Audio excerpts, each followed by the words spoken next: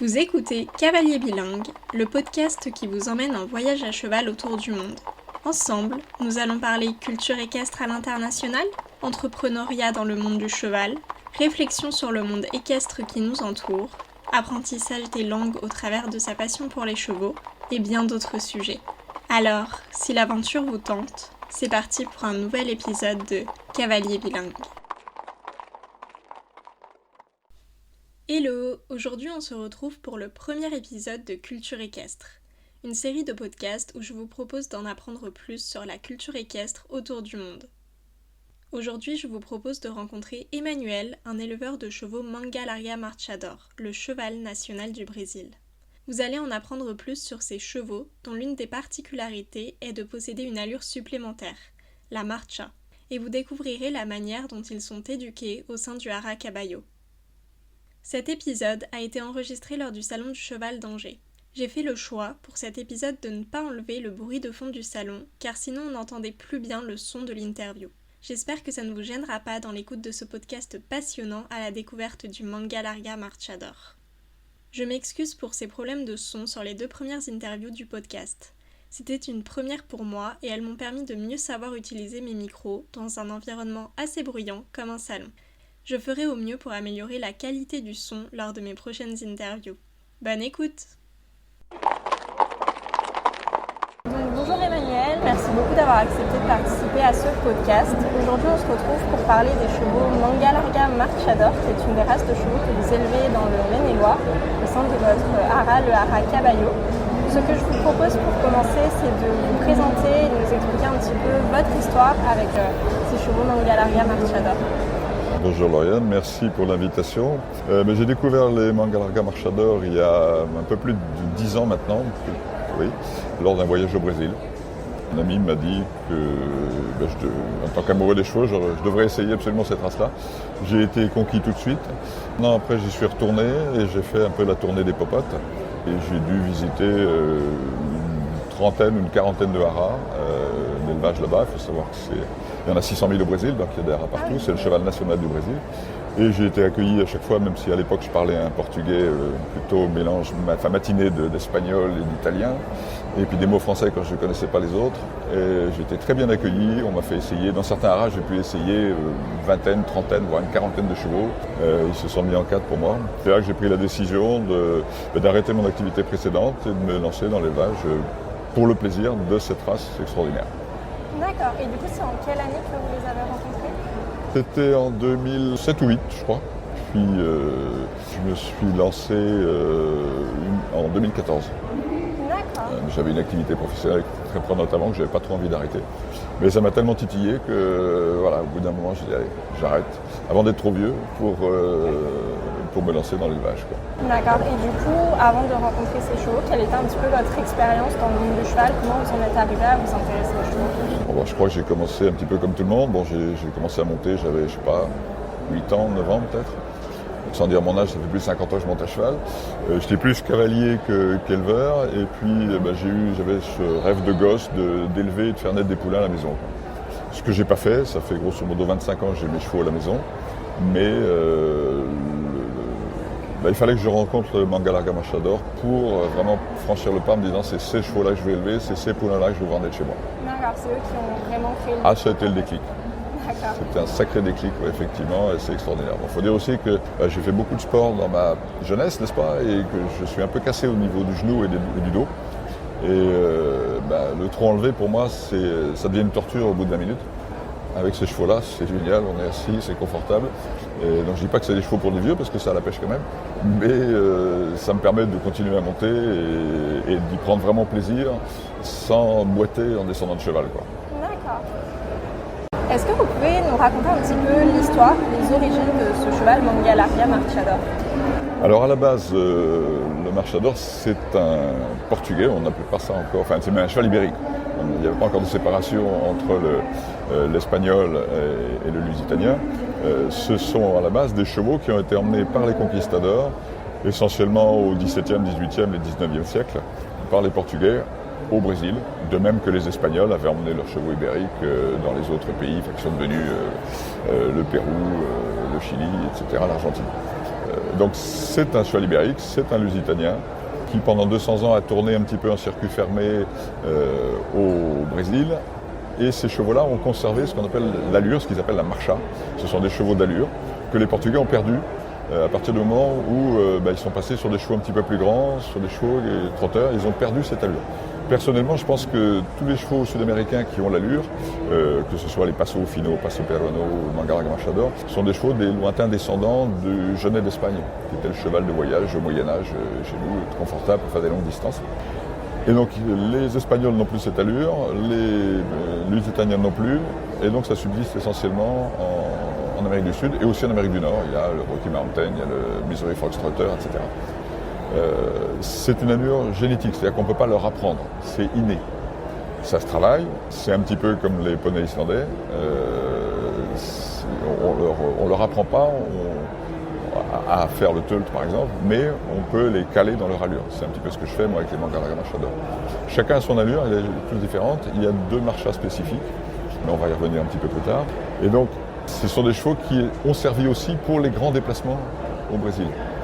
Ça servait également pour le travail du bétail, le transport du matériel, l'attelage de petites carrioles, etc. C'est vraiment un cheval très très polyvalent. À l'heure actuelle, c'est plus un cheval de loisir. Il subsiste aussi pour le travail du bétail dans les grandes exploitations. Et c'est un cheval qui fait aussi un peu de saut d'obstacle, un petit peu de trail, qui fait un petit peu d'équithérapie aussi beaucoup, de par son caractère. C'est vraiment le cheval polyvalent. Et qui a gardé le caractère principal qui est l'allure. Ce qu'il faut retenir dans Manga Larga ça veut dire manche longue, donc c'est un peu spécial comme nom. Personne au Brésil n'a vraiment la définition exacte de l'origine de ce nom-là. Par contre, Marchador, ça veut bien dire ce que ça veut dire, c'est la marcha, c'est l'allure. Et la marcha, c'est une allure qui est un pas accéléré en fait, avec 2 niveaux de fréquence et d'amplitude. Et est-ce que vous pouvez nous parler un petit peu des caractéristiques, que ce soit au niveau physique ou mental de ce cheval ? Alors, caractéristique physique, d'abord, c'est l'apparence. C'est un petit cheval. On est loin des Lusitaniens actuels qui toisent à 1m70 voire plus. C'est un cheval qui a gardé les caractéristiques des petits chevaux d'il y a 200-300 ans. Il toise aux alentours d'1m50. Chez moi, ça va de 1m48 à 1m55. Ça reste un petit cheval.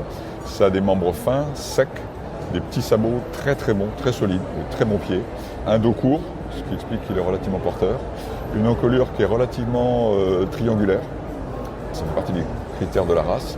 Toutes les couleurs sont acceptées. Ça c'est pour l'aspect extérieur, visuel du cheval.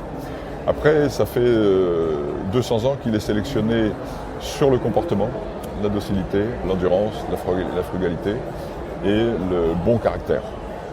Ça c'est hyper important, c'est un cheval qui a un mental en or, très proche de l'homme, très très proche de l'homme. Moi je ne fais pas d'imprégnation des poulains par exemple à la naissance, j'attends que la mère me permette de les approcher et en fait j'attends surtout que le poulain m'approche moi. Et une fois que ça c'est fait, c'est à vie quoi, il n'y a pas de souci.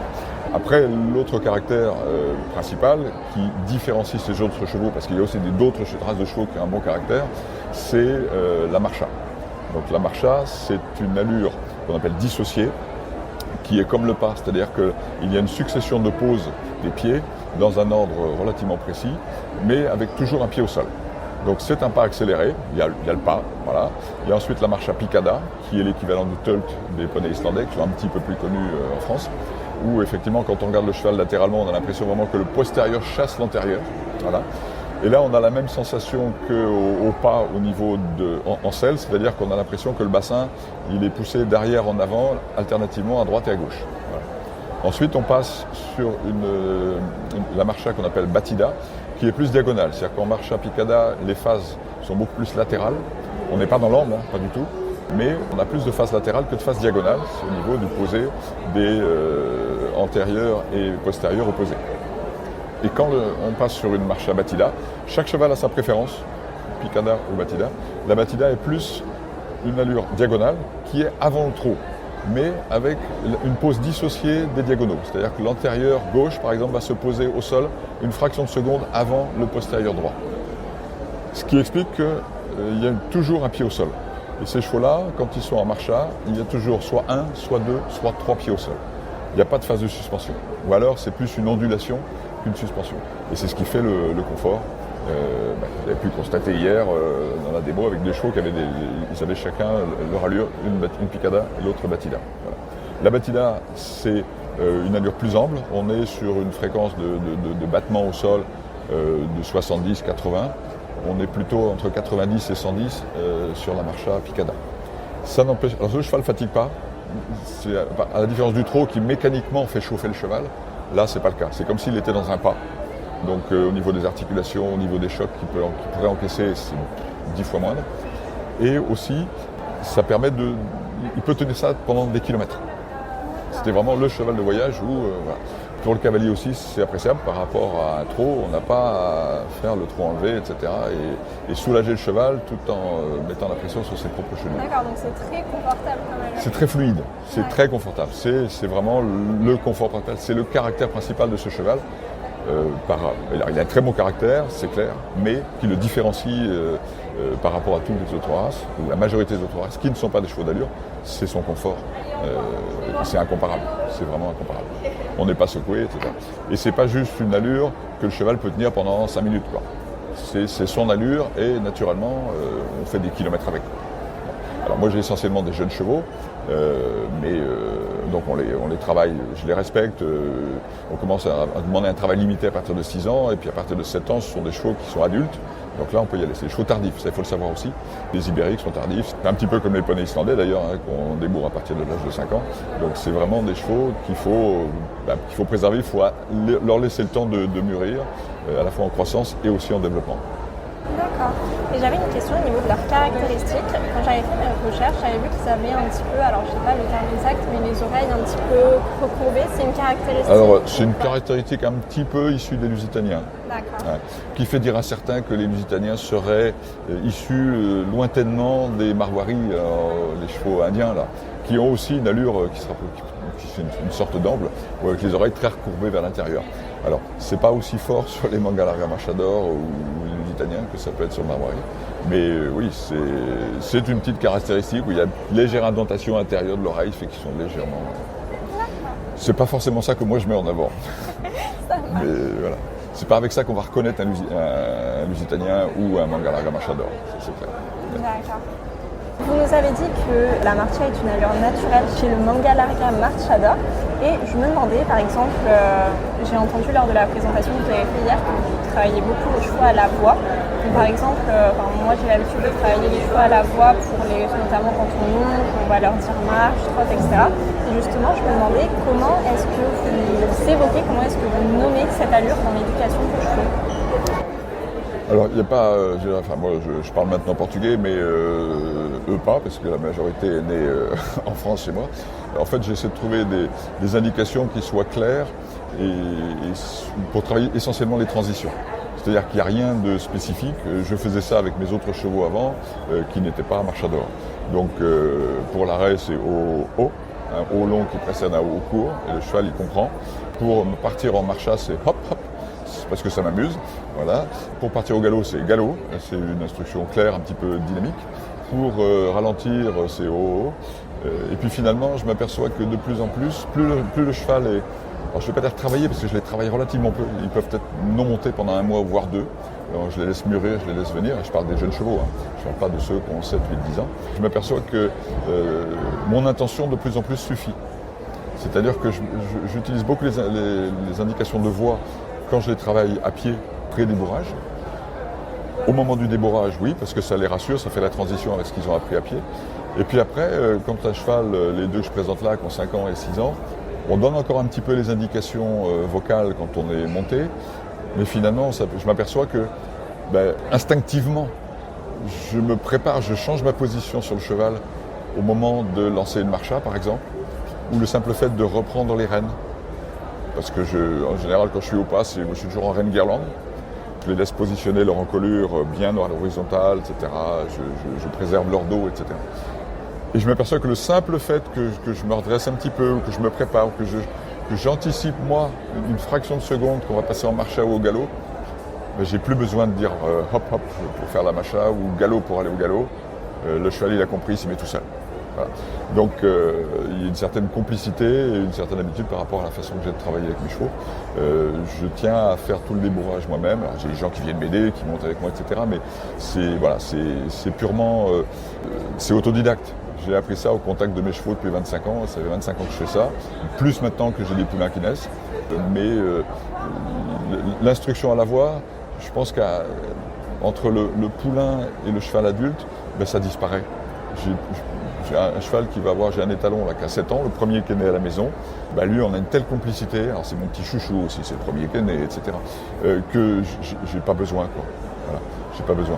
J'ai juste besoin de lui dire, je croise quelqu'un dans nos balades, en sortie, en forêt ou autre, je discute avec les gens, etc., les gens viennent caresser le cheval.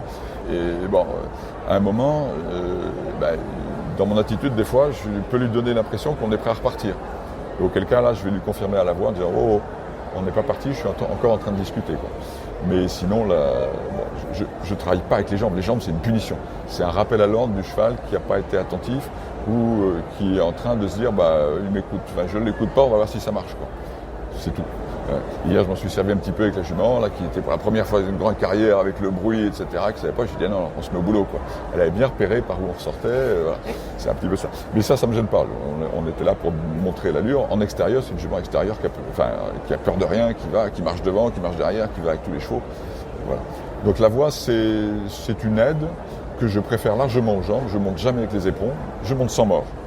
Il faut même savoir que j'ai 3 étalons de 13 ans, 7 ans et 5 ans, qui sont tous montés, qui sortent ensemble, tous les 3, qui vivent ensemble. Et on sort de temps en temps à 3 étalons, 3 cavaliers, et on est en side pool. Et ils réagissent à la voix, etc. Alors les talons, c'est un peu plus péchu, etc. On fait très attention au printemps pendant la saison des saillies de ne pas sortir et d'aller rencontrer les juments. Mais c'est plus la réaction des juments extérieures d'autres cavaliers qui m'inquiéteraient que la réaction de mes étalons qui se comporteront bien. Et je fais attention à ça. Donc la voix, c'est une étape. Mais je m'aperçois que je ne m'en sers plus.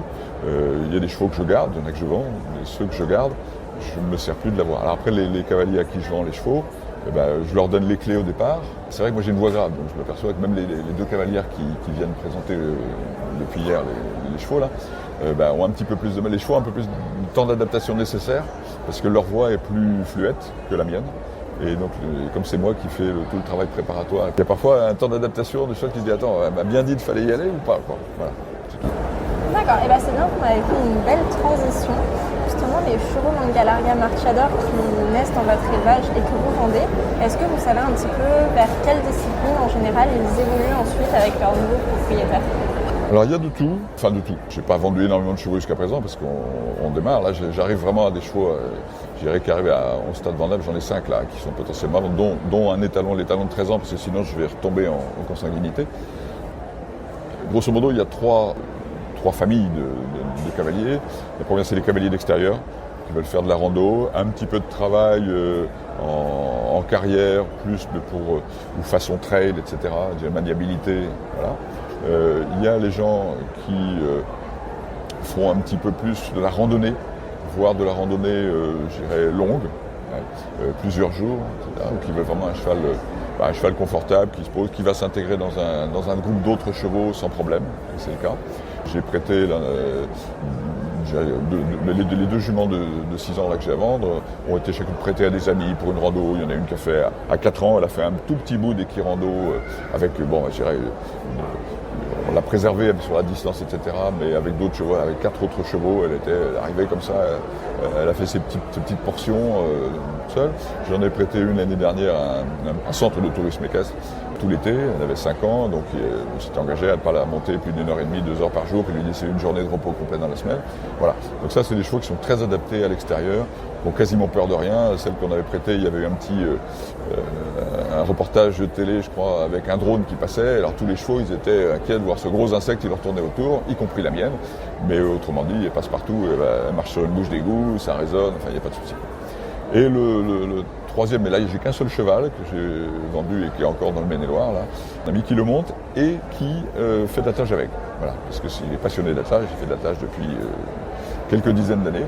Et il voulait un cheval qui puisse être à l'attelage, donc il a pris un modèle qui était un petit peu plus trapu, donc capable je dirais, de tracter une petite voiture. Et puis ça se passe très très bien. Et c'est lui qui l'a débourré à la tâche. Moi, la tâche, j'en ai fait il y a trop longtemps, ça fait 10-15 ans que je n'attelle plus. Et donc, je ne prépare pas mes chevaux à la tâche. Par contre, je prépare mes chevaux pour qu'ils soient polyvalents. C'est-à-dire que je ne choisis pas la discipline a priori en disant tel cheval, je vais le préparer pour faire du trail ou du trek ou quoi que ce soit. Et puis, il faudra que je trouve un client qui fait ça. Non, les chevaux sont polyvalents. C'est pas à moi de décider ce qu'il fera après. C'est à son nouveau propriétaire ou sa nouvelle propriétaire. Et je le prépare de façon à ce qu'il soit, je dirais, un peu pâte molle et adaptable à une toute nouvelle discipline. Il y a beaucoup de chevaux au Brésil qui font il y a beaucoup de compétitions, des maniabilités, etc. J'en ai qui font du saut d'obstacle. Il y en a un qui fait du concours complet. Je connais même un ami qui en a un, il fait du concours complet avec. Voilà, donc c'est totalement polyvalent. C'est un cheval normal, il a l'allure en plus, quoi. J'ai pas encore de gens qui m'ont acheté des chevaux pour faire de l'endurance. Mais je connais des gens qui font de l'endurance et j'ai même une amie aux États-Unis qui fait de l'endurance avec un cheval pieds nus. Elle est dans le Nevada, je crois, et elle fait des 100 miles, c'est-à-dire 160 km avec sur 2 jours, avec un cheval en marcha et pieds nus. Donc les pieds sont bons, le cheval est bon, et elle dit c'est extraordinaire, quoi. Alors, son cheval, il n'a pas 5 ans, il est entraîné, il est préparé, ça s'improvise pas. Il ne faut pas venir chez moi acheter un cheval de 5 ou 6 ans en disant demain je fais un 160 km. Non, ça reste des chevaux qu'il faut travailler, mais ils peuvent tout faire. Pour revenir un petit peu à la marcha, qu'est-ce qui fait qu'un individu va avoir plus une marcha picada plutôt qu'une marcha batida? Et est-ce qu'il est possible qu'un des chevaux ait les 2 marchas? Alors c'est possible. D'une façon générale, c'est plus la mère qui va transmettre son type de marcha. Moi j'ai des juments qui sont picada et dont la progéniture spontanément est plus picada. Donc chaque cheval a son allure de prédilection et la marcha qui monte, même tout petit, même à 2 jours ou un jour on voit le poulain déjà, on se dit lui il va être plus picada que... Bon, je n'ai pas eu des wagons non plus, donc je peux me tromper à terme. En général, on choisit et ce que j'appelle caler la marcha, on travaille le cheval de façon à ce qu'il soit plus à l'aise dans sa marcha. Le cheval qu'on a présenté hier en marcha picada, une jument de 6 ans, elle a toujours été picada, mais il fallait lui apprendre à, je dirais, être systématiquement en picada et pas être accéléré, ralentir, etc. C'est un petit peu comme un cheval, même un trotteur de 3 ans, il n'est pas forcément régulier dans son trot, et ça peut être parfois un peu désuni, etc. Alors la picada n'est pas forcément désunie, mais c'est bien d'aider le cheval à la caler. C'est pour ça que quand on est alors c'est pratique parce que comme moi je travaille en side pull, c'est-à-dire que j'ai rien dans la bouche, et donc les rênes sont en tension, ça donne la limite au cheval. C'est-à-dire que c'est un pas accélérant, on lui dit tu accélères, il passe en marcha picada, mais on lui dit voilà, avec les rênes qui sont en tension, ça lui fait pas mal ni quoi que ce soit, ça lui tire pas sur la bouche, il sait que c'est sa limite. Et ensuite, quand on augmente la vitesse, c'est la fréquence qui augmente. C'est tac, tac, tac, tac, tac, tac, tac. C'est assez impressionnant. Alors j'ai effectivement un cheval qui a les deux, lui. Le cheval qu'on a présenté hier, alors il a 5 ans, il est encore très jeune pour un Mangalaga Marchador. Quand on est en petite marcha, c'est vraiment en petite vitesse, il passe du pas à une marcha picada, spontanément, naturellement. Mais dès qu'on lui demande d'accélérer ou qu'il est dans un groupe avec un autre cheval, et c'était le cas avec le cheval d'hier qui, elle, était en picada, mais lui, il a du mal. C'est-à-dire que spontanément, il va passer dans une marcha batida, très souple, très ondulante, et qui lui permet d'avoir plus d'amplitude.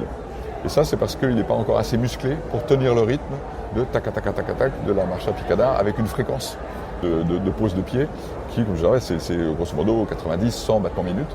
Et lui, il est plus à l'aise à faire du 80 ou du 70 battements minutes. C'est un cheval très souple, donc avec de l'amplitude, parce qu'il n'est pas encore assez costaud, assez musclé, quoi. Il n'est pas complètement adulte. Donc on ne le force pas, on prend l'allure qu'il aime. Mais je suis persuadé qu'à terme, d'ici 2 ans, il sera à l'aise dans les 2 allures. On pourra lui demander la picada, et puis donc il fait, si on était sur des terrains durs, parce que ça ne s'entend pas sur les carrières là en sable, la picada c'est vraiment tac, tac, tac, tac, tac, tac. C'est vraiment un pas accéléré. Alors que la batida c'est prop, prop, prop. C'est-à-dire que le prop c'est la différence de posée de pied des diagonaux. Mais c'est tout à fait possible qu'un cheval fasse les deux, et j'ai la preuve. Là, honnêtement, je ne le savais pas vraiment. J'en avais vu, mais je me demandais si c'était pas un peu forcé au Brésil. Et maintenant, moi qui ne force pas mes chevaux, je constate que c'est vrai. Après, à terme, il sera peut-être plus à l'aise dans une allure que l'autre. Il ne faudra pas le forcer à faire celle qu'il n'aime pas. Le cheval est très peu présent encore en France. Est-ce que selon vous, pour vous en tant qu'éleveur, c'est plus un avantage car vous êtes un des rares éleveurs à faire naître ces chevaux en France, ou bien un désavantage car c'est encore un cheval qui est très peu connu dans notre pays et donc peut-être pas forcément recherché encore? C'est sûr que, étant très peu connu, il n'est pas forcément cherché. Mon objectif n'est pas de faire un gros business, de faire un bon boulot pour que les chevaux que je présente, même si j'ai vu hier, la carrière, c'est pas un truc qui me plaît, donc j'en fais pas, ou quasiment pas. Donc les chevaux ont découvert ça hier et c'était pas une reprise au cordeau. Je pense qu'il faut d'abord faire connaître et susciter l'intérêt et voir que l'intérêt est justifié. Et tous les gens qui sont venus me voir après les 2 présentations d'hier m'ont dit, il y a l'allure, c'est époustouflant, quoi. Et 2, le fait que je les monte sans mort. Parce qu'il y a des gens qui ont vu les Pony Games et qui étaient très choqués de voir les gens, les gamins en plus, qui tiraient sur la bouche des poneys. Alors, on dit toujours que les poneys ont la bouche dure, mais c'est pas une raison pour leur tirer dessus en permanence. Et là, nous, on a été obligés de faire quelques rênes d'ouverture, alors que d'habitude, on est plutôt en session du côté opposé pour les faire tourner, etc. Bon, là, hier, on a été obligé d'insister un petit peu en disant, non, on est au boulot, et puis parce que la carrière, c'était nouveau, et ils n'ont ni l'habitude, et puis ils n'ont pas forcément le goût pour ça. Je pense que la présence au salon aujourd'hui peut aider à faire connaître. Après, c'est pas si compliqué que ça de se lancer. Il y a des chevaux en Europe. Le plus gros éleveur est en Allemagne, il y en a une 60aine, donc c'est déjà respectable. Alors on n'est pas rendu à... je crois que l'Allemagne, en poney islandais, on a 60 000, alors qu'il doit y avoir peut-être... il ne doit pas y avoir 500 Mangalaga Machador en Allemagne, qui est le pays qui est le plus intéressé en Europe par les chevaux d'allure. Mais je pense que c'est relativement facile de monter en volume si on le veut vraiment, quoi. Donc l'idée, c'est de faire connaître plus la race, dans mon cas, et pas de monter un gros business. Puis j'essaie de garder des prix très raisonnables. Grosso modo, moi je mets mes chevaux au prix d'un poney islandais.